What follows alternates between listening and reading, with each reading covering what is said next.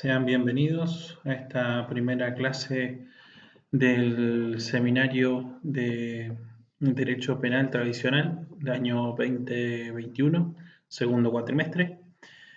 Para quienes no me conocen, mi nombre es Pedro Urra, soy docente de acá de la casa, de la FADEX. Dentro de los temarios, dentro de las actividades propuestas, se encuentran distintos temas a desarrollar como parte de la currícula obligatoria. Además, van a tener algunos controles de lectura en relación a estos trabajos y quienes seleccionen o quienes vayan seleccionando cada uno de los temas que están propuestos van a poder realizar una monografía eh, abordando específicamente algunos de los temas que están en el programa ya publicado en la página de PEDCO. Puntualmente quisiera hacer esta primera clase a modo de, bueno, para saludarlos, para introducirlos ya en cómo va a ser este cuatrimestre. Puntualmente, en lo que se refiere a las monografías, a los dos temas que he propuesto yo para desarrollar. La primera es un libro netamente de criminología, que es el libro La cultura del control de David Garland. Que la vamos a pasar a ver enseguida. El segundo libro es El delincuente imputable peligroso, en la tesis doctoral de Armaza. Ya, aunque puede ser considerado o abordado algunos temas desde el punto de vista criminológico, netamente en realidad se trataría más de un estudio de derecho comparado, porque se desarrolla sobre legislación vigente puntualmente en España. Vamos a ver que esa legislación y el desarrollo que realiza este autor tiene ciertos alcances, igual que lo que desarrolla Garland. eh, Tal vez ustedes puedan llegar a visualizarlo también en algunos casos en nuestro país. Sin perjuicio de lo cual, ninguno de estos autores ha escrito o se está refiriendo a la legislación nacional argentina. Sí tratan temas que son importantes en otras latitudes, así como en nuestro país. Otro dato que tienen que manejar es el siguiente. Si bien hay quienes pueden seleccionar algún fallo, como en el caso de otros docentes, y completar con bibliografía complementaria, no pretendo que aborden estos temas consultando otro tipo de bibliografía. Bien, brevemente tienen 20 páginas para hacer un análisis de las obras. Dado que son dos libros, eh, el análisis se tiene que circunscribir al libro, puntualmente. Con lo cual es únicamente leer aquello que se les ha proporcionado. Hay un link donde ya está disponible todo el material, está publicado en la solapa avisos, donde está disponible todo el material de cátedra listo para que ustedes lo puedan acceder, descargarlo a sus computadoras y leerlos tranquilos en su casa. Entonces, bueno, para quienes estén interesados, vamos a pasar brevemente a tratar la primera parte de lo que es el libro de David Garland, La cultura del control.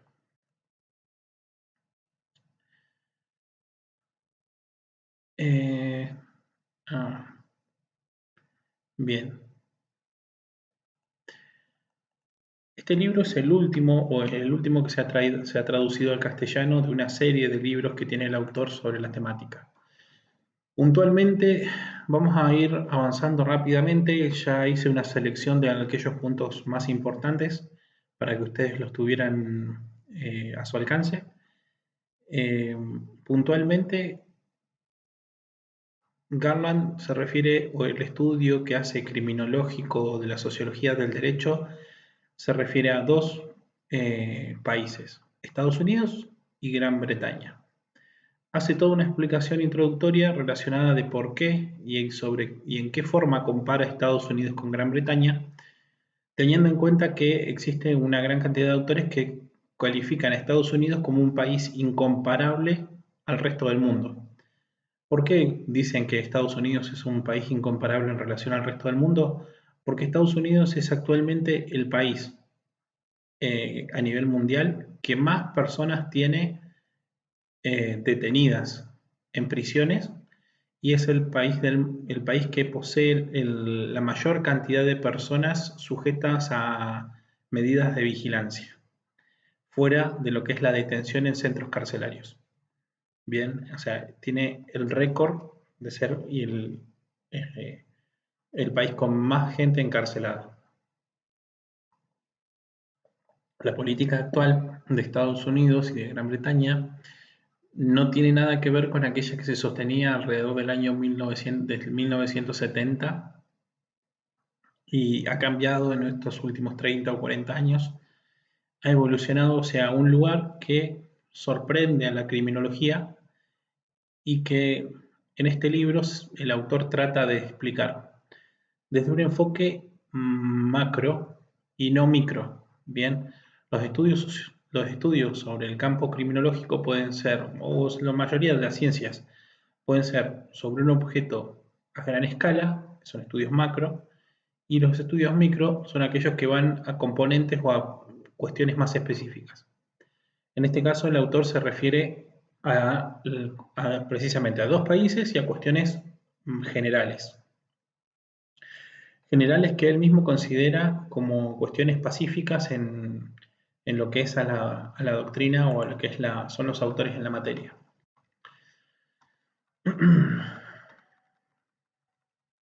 Vamos a pasar rápidamente lo que tiene que ver con el prefacio, porque esto lo pueden leer tranquilos en su casa. Quiero aclararles lo siguiente, este es un extracto que hice del libro inicialmente.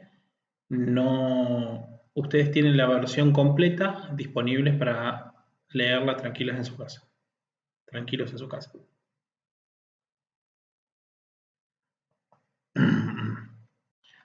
Vamos a ver.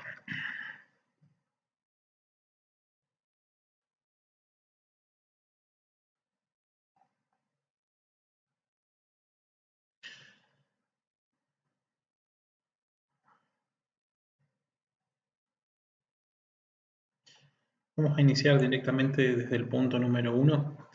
Acá el autor nos dice que a ambos lados del Atlántico las condenas obligatorias, los derechos de las víctimas, las leyes de notificación a la comunidad, la policía privada, las políticas de ley y orden y una acentuada creencia en que la prisión funciona, se han convertido en elementos comunes en el paisaje del control del delito y no sorprende a nadie, aunque aún provoque en consternación la incomodidad en ciertos círculos. La idea de que la prisión funciona es una idea de que funciona en un específico sentido. Vamos a ver que esa idea no tiene nada que ver, o no, en principio no tendría nada que ver con la idea que nosotros tenemos en Argentina, y en este sentido señalar que el derecho penal o la dogmática penal argentina está anclada o tiene sus bases en lo que sería el derecho penal clásico. El derecho penal clásico cimentada en el ideal de reforma del sujeto. Los países como Estados Unidos, como Gran Bretaña, en cierta medida España. España es uno de los países de habla castellana que más ha seguido a Estados Unidos, en algún sentido Alemania. Son países que han avanzado hacia otro sentido o en otra dirección.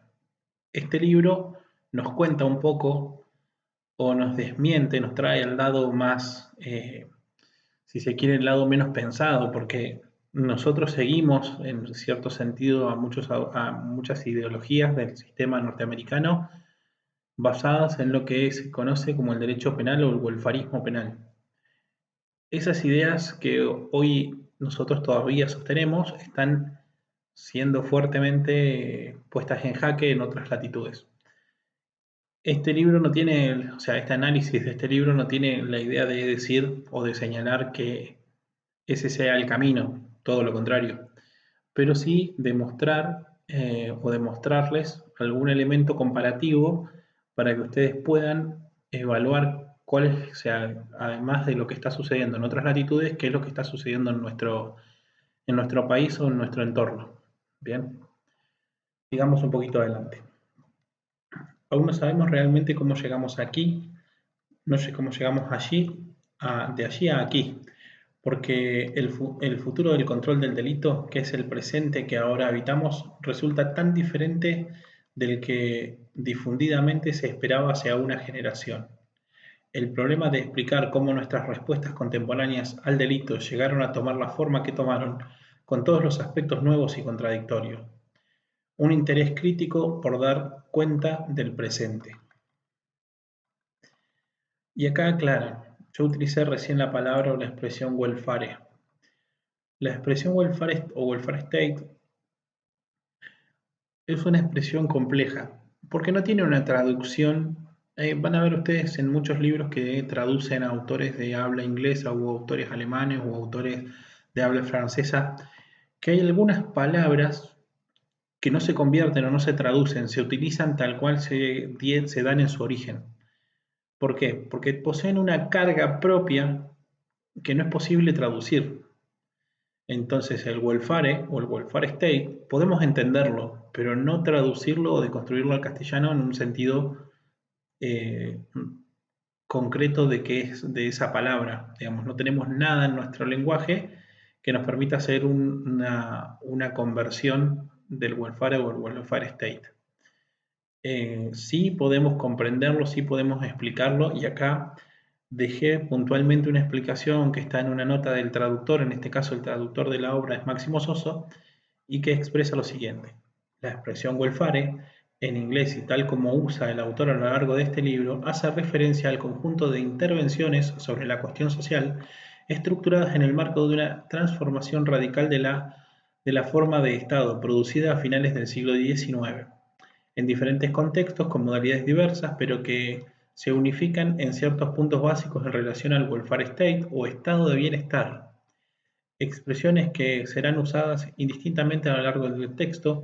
Hemos decidido mantener la palabra en inglés, pues es frecuente su utilización en otras lenguas, por ejemplo en italiano, y para evitar la confusión que podría generar su traducción al castellano como asistencia social, ayuda social o expresiones semejantes que no connotan la especificidad de las intervenciones sobre la cuestión social en estos momentos históricos y en estos contextos culturales específicos. Por ello, hemos optado por introducir un adjetivo a partir de este uso, welfarista, por welfarist, propio del welfare, y también un sustantivo, welfarismo, por welfarism, que hace alusión específicamente a la racionalidad política que encarna y expresa ese conjunto de intervenciones sobre la cuestión social. Parte del libro se dedica a decir esto es el welfare, digamos, el welfare state, y lo describe. Vamos a ver que hay toda una parte destinada a decir, miren, de acá, esto fue el welfare state, esto fue la construcción de una realidad social, y del welfare state a lo que tenemos hoy ha pasado esto. Bien, ese es el libro, es eso, es una explicación de una transformación del presente en las sociedades de Estados Unidos y en las sociedades de Gran Bretaña. Entonces, pero el welfarismo penal, van a ver ustedes que lo comparte por lo menos toda Latinoamérica. Bien, las ideas del welfarismo, en mayor o menor medida, fueron adoptadas por toda Latinoamérica y en especial en nuestro país, en Argentina. Entonces, obviamente, no con las mismas, aclaremos lo siguiente, no es el welfarismo norteamericano el que tenemos acá, es otro welfarismo. Pero ese welfarismo o esas características del welfarismo son las que se adoptaron en nuestro país, obviamente con nuestra historia, con nuestros problemas políticos, con nuestros problemas sociales, que no son los problemas sociales de la comunidad norteamericana, que tienen problemas raciales, por ejemplo, con la comunidad negra. No quiere decir que nosotros no tengamos problemas raciales con otros grupos inmigrantes, por ejemplo, en nuestro país. Eh, Quiere decir o quiere significar solamente que tenemos otros problemas distintos. ¿Bien? Ni mejores ni peores, distintos. Lo que llamaría welfarismo penal, los dispositivos institucionales que caracterizaron crecientemente el campo desde la década de 1890 y hasta 1970, y que moldearon el sentido común de generaciones de autoridades políticas, académicos y operadores. Ha sido recientemente sacudido hasta sus mismas raíces. Frente a esta conmoción, se deben abordar una serie de cuestiones. ¿Cuál es la naturaleza del cambio? ¿Qué distingue el campo actual reconfigurado del complejo penal welfare que existió durante la mayor parte del siglo XX y qué conjunción de desarrollos sociales y penales precipitó este giro de acontecimientos y cómo deben entenderse estos desarrollos? Acá aclara nuevamente, la expresión en inglés penal welfare complex fue acuñada por David Gammon en su libro Punishment and Welfare. Este es otro libro, creo que el primero que escribe Gammon.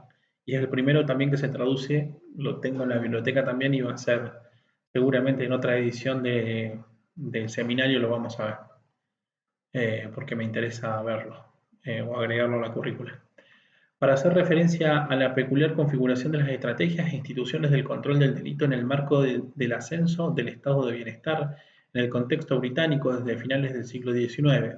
Hemos decidido utilizar una traducción literal de la expresión con la finalidad de que la expresión en castellano tenga una homonimia de posición con respecto a la versión inglesa.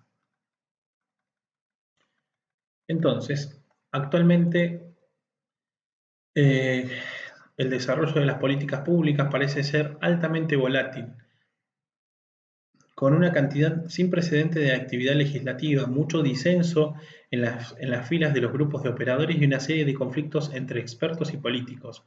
Las líneas de batalla en los debates se ven desdibujadas y en rápida transformación.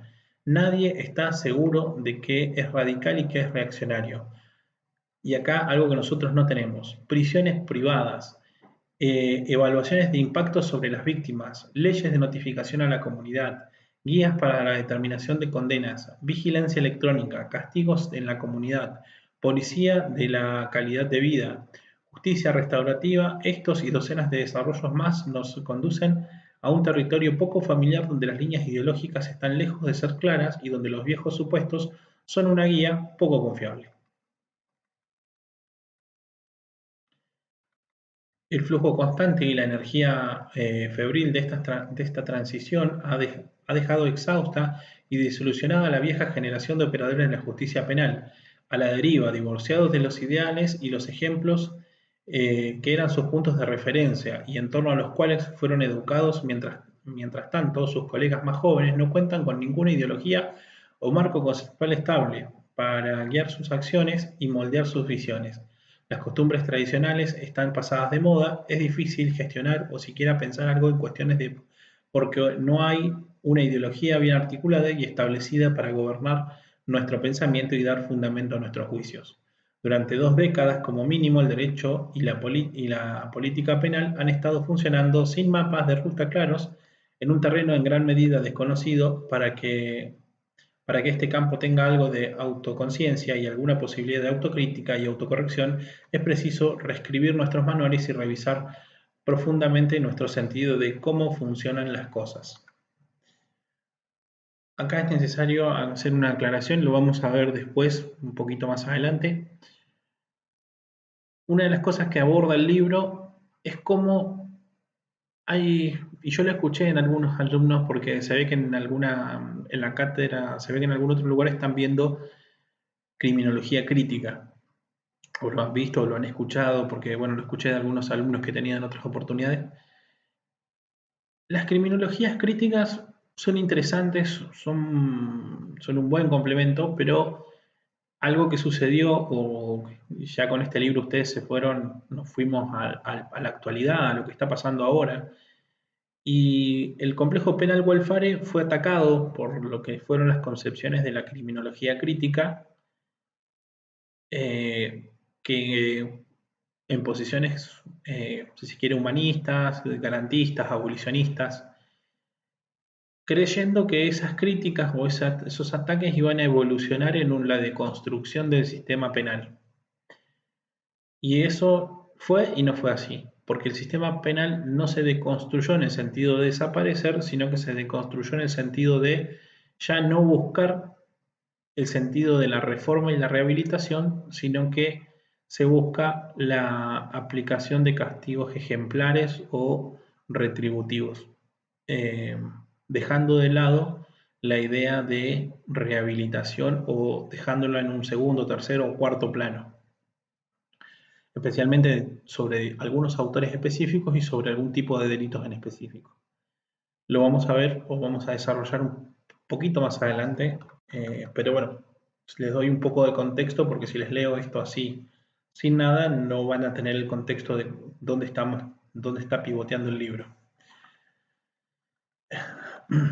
Es entonces que tenemos que tener presente, por tanto, que el campo del control del delito involucra las actividades de producción de orden social de las autoridades y también las actividades de los actores y agencias privadas con su vida y hábitos cotidianos. Preguntar cuál es el nuevo problema del delito y el orden social al que responde el sistema de control del delito que está surgiendo. ¿Cuál es la nueva estrategia del gobierno de la que forma parte? ¿Cuáles son las nuevas condiciones sociales que hicieron que existieran? El campo actual del control del delito es el resultado de opciones políticas y decisiones administrativas, pero estas opciones y decisiones están radicadas en una estructura de relaciones sociales y están coloreadas por un nuevo patrón de sensibilidades culturales. Y acá vamos a ver estas sensibilidades, estas estructuras que Garland describe, dicen en esta parte, en este apartado, dos cosas importantes. Primero, que existen un tipo de sociedades que él denomina tardomodernas. Esas sociedades de tipo tardomodernas, como pueden ser Estados Unidos y Gran Bretaña en principio, comparten un juego de características o un juego de elementos. Esos elementos le van a dar eh, o transformaron la justicia penal en el sentido que hoy se aplica en Estados Unidos. Vamos a desarrollar, creo yo que algunos, no quiero hacer esta primera clase demasiado larga, tenemos varios puntos para ver, voy a tratar de desarrollar los indicadores de cambio y 2 o 3 puntos básicamente como para introducirnos ya en el tema y en un segundo y tercer video desarrollar un poco más estas ideas y este desarrollo que tiene el autor. Entonces, dijimos, estos indicadores de cambio son una suerte de identificador o de forma de ver cuáles son las sociedades que él describe como tardomodernas. Son elementos compartidos entre Gran Bretaña y Estados Unidos y que avanzaron en un mismo sentido y que por tanto transformaron la realidad en un sentido análogo. ¿Bien? Para que lo comprendan de qué estamos hablando. Entonces, en cuanto a los indicadores de cambio, el autor afirma: aquí simplemente quiero catalogar estos signos de transformación que han sido percibidos por los operadores y académicos. Son interpretaciones ampliamente compartidas y frecuentemente recurrentes que no son especialmente polémicas y tampoco están estrechamente vinculadas a una interpretación o teoría específica. Suponer que muchos de los problemas e inseguridades subyacentes son o pronto serán familiares en otras sociedades tardomodernas, aun cuando las respuestas culturales y políticas y trayectorias sociales resulten ser bastante diferentes. El primer punto, el declive de la idea de rehabilitación. Este es el tópico de la rehabilitación, resocialización, reinserción social. Es el núcleo de nuestro derecho penal en Argentina. Entonces lo compartimos en este sentido con lo que era la idea de rehabilitación en otros países como Estados Unidos e Inglaterra. Señala el autor, esta caída en desgracia de la rehabilitación ha sido inmensamente significativa. Su declive fue el primer indicador de que el esquema de la modernidad que se había fortalecido incesantemente a lo largo de un siglo estaba comenzando a desarticularse. La rehabilitación había sido el soporte estructural, centro del campo, la piedra basal en un arco de prácticas e ideologías que se sostenían recíprocamente, Cuando se vino abajo la fe en este ideal, comenzó a deshacerse todo el tejido de supuestos y valores y prácticas sobre las que se había construido la penalidad moderna. El apartado en el libro es mucho más extenso y a ustedes les recomiendo la lectura. Me extraigo, como ustedes pueden ver, párrafos puntuales, algunas cuestiones que por ahí o quiero aclarar o quiero resaltar. Entonces, cuando señalo algunas, sin dar mayores explicaciones, porque el texto se explica a sí mismo, eh, pueden verlo acá. Bueno, también en algunos puntos van a ver que hago alguna explicación coetánea, para que ustedes tengan un poco más de elementos para entender lo que están leyendo. El segundo elemento es el surgimiento de las sanciones punitivas y la justicia expresiva. Este punto me parece que es uno de los más importantes. En los últimos 20 años hemos visto en Estados Unidos y Gran Bretaña la reaparición de la retribución, del merecimiento justo, como un objetivo político generalizado, promovido inicialmente contra la supuesta injusticia de las condenas individualizadas. También ha restablecido la legitimidad de un discurso explícitamente retributivo que a su vez le ha hecho más fácil a los políticos y a las legislaturas expresar abiertamente sentimientos punitivos y aprobar leyes draconianas. Vale aclarar que el sistema de aplicación de penas en Estados Unidos es complejo y tiene muchos bemoles. Precisamente en este momento estoy leyendo un libro que trata ese tema y tratar de explicarlo excedería bastante el objetivo de este trabajo. Sin perjuicio de lo cual sepan que la legislación norteamericana avanzó de un sistema similar, en cierta forma similar al nuestro. Recuerden que ellos practican el common law y no tienen el mismo sistema normativo que nosotros, pero le daban amplia discrecionalidad a los jueces para determinar el quantum de las penas y la pena que se aplicaba. Sin perjuicio de que el juez aplicaba alguna sanción, también después el sistema carcelario o el juez de ejecución, cuando vigilaba el cumplimiento de la pena, podía morigerar esas penalidades. Hoy existe todo un movimiento relacionado con esta idea de merecimiento justo que dice, primero ha creado tablas tasadas específicamente para con cuánto se debe castigar a una persona cuando ha cometido un delito. Esas tablas son obligatorias para los jueces, entonces hay muy poca libertad en cuanto a merituar el cuánto de la pena. Y por otro lado, los jueces de ejecución no están autorizados a hacer ningún tipo de rebaja, en gran medida. Con lo cual, los tiempos de detención, que además se han elevado, son efectivos. Eso ha contribuido a que el sistema carcelario esté cada vez más colapsado. ¿Por qué? Porque las condenas que antes eran cortas hoy son cada vez más largas, y de efectivo cumplimiento. No hay ningún lugar a morigeración, con lo cual las cárceles se van llenando. Sigamos un poco más adelante. Formas de desacreditación y humillación pública que durante décadas han sido consideradas obsoletas y excesivamente denigratorias son valoradas por quienes hoy las impulsan políticamente, precisamente por su claro carácter punitivo. De ahí las nuevas leyes estadounidenses sobre la notificación pública de la identidad de los agresores sexuales, el uso de uniforme rayado por parte de los convictos y el trabajo en la cadena de forzados, y también sus equivalentes británicos más moderados, el registro de pedófilos y el requisito del uso de uniforme y el trabajo denigratorio para quienes realizan trabajo comunitario obligatorio.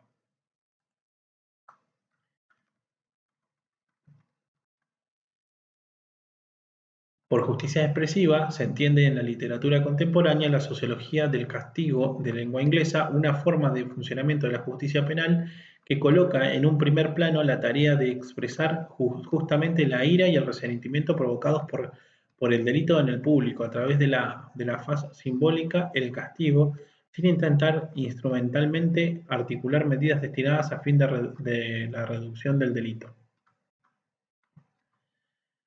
Actualmente se invocan frecuentemente los sentimientos de la víctima o de la familia de la víctima o un, a un público temeroso e indignado para apoyar nuevas leyes o políticas penales. Ha habido un visible cambio en el tono del discurso oficial, el castigo en el sentido de castigo expresivo que transite el sentimiento público. Es una vez más un propósito respetable abrazado abiertamente, llegando a efecto no solo a las condenas más graves para las ofensas más serias, sino también a la justicia juvenil y a las penalidades comunitarias. El lenguaje de la condena y el castigo ha retomado el discurso oficial y lo que se presenta como la expresión del sentimiento público a menudo se ha impuesto a los pareceres profesionales o expertos de la penología.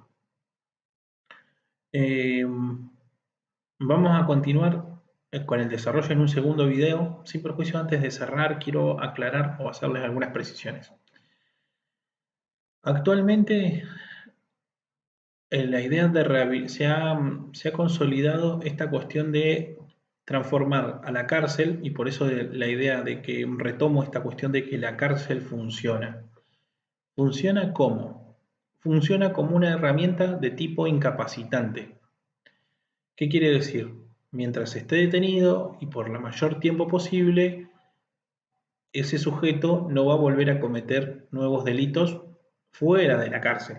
No quiere decir que dentro de la cárcel no cometa otros delitos, que hay muchos delitos intracarcelarios. Entonces, ¿qué sucede? Ese sujeto, la legislación y todo el sistema penal ha avanzado en el sentido de penas incapacitantes, penas cada vez más largas para mantener a los sujetos fuera del marco social el mayor tiempo posible. Por ejemplo, la ley, si ustedes conocen los 3 strikes, bien, los 3, que es una legislación que está vigente en Estados Unidos. ¿Qué quiere decir? La tercera ofensa implica automáticamente la aplicación de una pena de reclusión por tiempo indeterminado. Esa reclusión por tiempo indeterminado tiene un mínimo sin que vos puedas pedir ningún beneficio y después de cierta época podés llegar a pedirlo, pero no está relacionado ni con la calidad de la ofensa que cometiste, sino con un pronóstico que te mantiene detenido porque podés llegar a cometer algún nuevo delito. La cárcel se ha reconfigurado en lo que se ha llamado cárcel depósito como una pena incapacitante sin búsqueda de ningún tipo de reforma y se ha transformado en lo que algunos van a ver después algunas expresiones denominan como la cárcel sin lujos, que son lugares donde técnicamente son depósitos de personas. Bien, esa es la realidad del sistema punitivo de Estados Unidos y de Gran Bretaña en la actualidad. Hacia eso, en ese sentido, ha evolucionado. Vamos a retomar en el próximo videito con los cambios en el tono emocional de la política criminal.